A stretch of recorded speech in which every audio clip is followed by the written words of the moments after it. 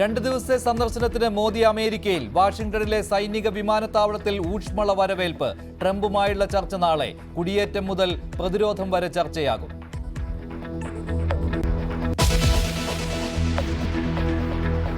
NCP സംസ്ഥാന പ്രസിഡന്റായി തോമസ് കെ തോമസിനെ നിർദ്ദേശിച്ച് AK ശശീന്ദ്രൻ. ചാക്കോയെ തള്ളിപ്പറഞ്ഞ് തോമസ് കെ തോമസ്. ശരത് പവാർ ആവശ്യപ്പെട്ടാൽ അധ്യക്ഷ സ്ഥാനം ഏറ്റെടുക്കുമെന്ന് തോമസ്.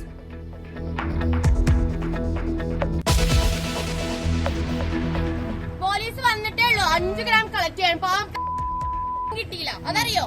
പിന്നെ